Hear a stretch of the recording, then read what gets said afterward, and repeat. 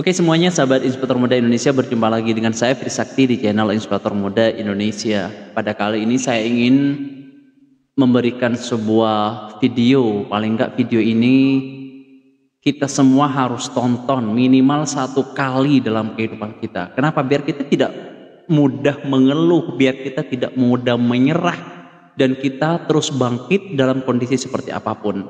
Kita coba dengan video yang pertama.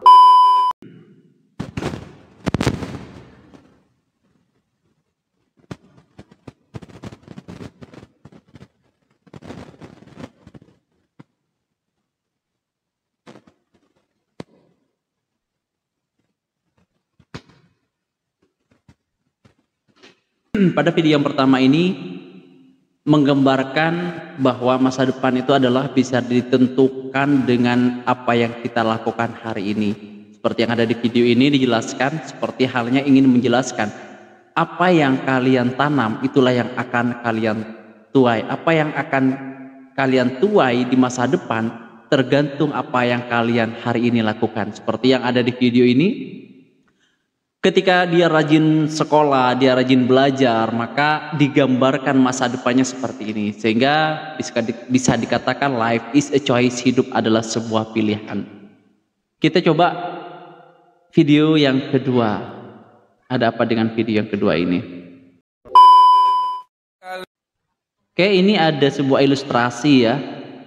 Yang mana yang di atas ini kita memanjat dulu, baru setelah memanjat dia akan mendapatkan kemudahan, sedangkan yang di bawah bersenang-senang terlebih dahulu. Apa yang dia dapatkan baru ketika yang lain bersenang-senang maka dia sedang kesusahan. Ini analog, masih analog dengan video yang pertama. Sakit-sakit dahulu, senang-senang kemudian, sedangkan yang di bawah ini senang-senang dahulu, sakit-sakit kemudian ya. Hidup adalah pilihan, bergantung kita mau hidup yang seperti apa. Coba video yang ketiga. Ini ada orang pompa air, yang satunya sudah dapat, satunya belum dapat. Nah, ini yang sering terjadi sama kita ya teman-teman sekalian. Ini sering banget terjadi sama kita. Ada kalanya kita itu kadang menyerah di saat detik-detik terakhir keberhasilan. Makanya jangan sekali-kali kita menganggap sebuah ketidakberhasilan itu sebuah akhir dari proses. Tidak. Ketidakberhasilan atau kegagalan itu merupakan serangkaian proses untuk menuju sebuah keberhasilan. Coba andaikan orang ini tidak menyerah, ya. Andaikan orang yang satunya ini tidak berpindah, tetap dia di tempatnya, maka dia akan mendapatkan sesuatu yang besar dalam hidupnya. Tapi lagi-lagi dia terperangah, dia terpengaruh juga dengan kondisi sekitar yang mungkin tetangganya sudah mendapatkan hal yang besar, sehingga dia pindah kerja, dalam artian ya, pindah kerja ke tempat tetangganya itu yang akhirnya sumbernya di situ sudah habis. Tapi andaikan dia tetap istiqomah di pekerjaannya misalkan ya, atau di sumbernya, maka dia akan mendapatkan sesuatu yang besar dalam kehidupan kita. Apa yang dapat kita ambil pelajaran dari ini? Kita jangan menyerah. Baru ketika kita sudah meninggal, baru disitulah kita harus menyerah gitu ya. Coba kita lanjut video yang ketiga. Video yang ketiga ada apa ini?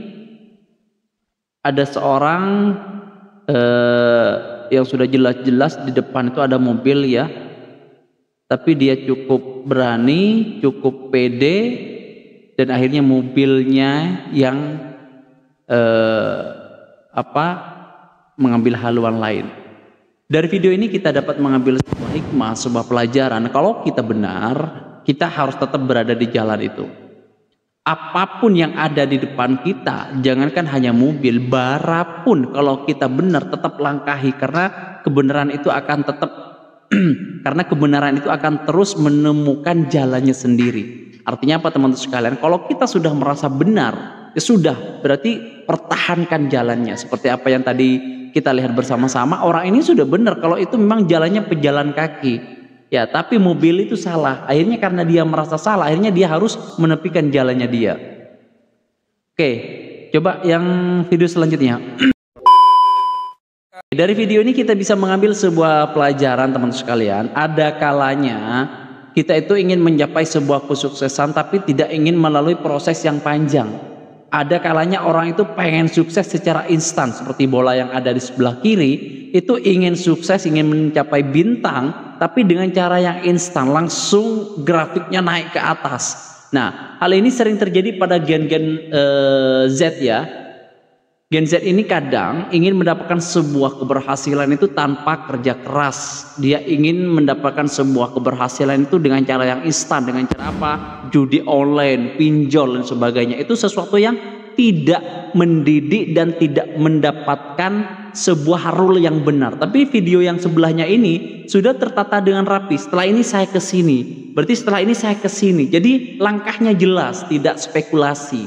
Jadi teman-teman, kalau ingin mendapatkan sebuah keberhasilan, mendapatkan sebuah kesuksesan, kita harus tetapkan langkah apa yang ingin kita capai dan pastikan setiap langkah itu rutenya sudah tertuju ke sana dan kita bisa mengukur langkah yang kita lakukan.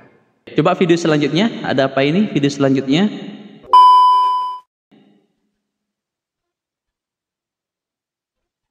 Oke. Ini mengartikan kepada kita, kalau kita bekerja berdasarkan motivasi, itu bahaya. Ada kalanya saat ini motivasinya lagi besar, sehingga dia bekerja sangat keras. Tapi besok motivasinya rendah, dia malas-malesan. Besok lagi motivasinya rendah, malas-malesan. Itu tidak bagus. Nah, yang di bawah ini menggambarkan sebuah kedisiplinan ya. Baik ada motivasi tinggi, nggak ada motivasi tinggi, yang dilakukan tetap sama, disiplin. Artinya apa? Yang didapatkan jauh lebih besar daripada yang di atas. Yang di atas ada kalanya kerjanya besar, tapi ketika motivasinya rendah dia malas-malasan. Tapi yang di bawah ini disiplin. Jadi setiap hari dia terus targetnya sama, tapi disiplin. Ya, hal itu lebih bagus daripada yang motivasinya tinggi, tapi motivasinya tidak terjaga dengan baik. Itu analogi dengan kita mengisi air, ya. Kita mengisi air dengan yang pertama dengan sumber yang besar, tapi tidak konsisten. Lebih baik sumbernya kecil tapi konsisten tiap hari. Jadi teman-teman sekalian, kalau kita saat ini sedang bekerja, jangan mengandalkan motivasi, tetap disiplin dengan planning dan perencanaan-perencanaan yang kita lakukan. Kalau misalkan setiap hari kita punya target 50 orang, ya sudah, ada motivasi, nggak ada motivasi, targetnya 50 orang. Nah, kalau misalkan itu tetap kita disiplin dan pada hari tertentu ada motivasi untuk mendapatkan misalkan 200 orang, itu tambah bagus. Tapi jangan sampai ketika down motivasinya itu kembali ke nol. Tetap kepada hal yang disiplin tadi. Jadi itu teman sekalian, ini analogi juga dengan kita ketika kita sedang beribadah. Ada kalanya ketika kita mengandalkan motivasi, kita akan merasa enak ketika kita sholat, ketika kita baca Al-Quran, ketika kita beribadah, ketika motivasi lagi tinggi. Tapi ketika motivasi lagi rendah, seperti semuanya akan ditinggalkan. Tidak bagus juga. Kita tetap harus disiplin dengan apa yang kita lakukan. Oke teman-teman sekalian, mungkin itu sekilas dari saya. Semoga video-video tadi itu membuat kita lebih semangat dalam menjalankan kehidupan kita. Kita lebih bangkit lagi, apapun masalah itu ada solusi.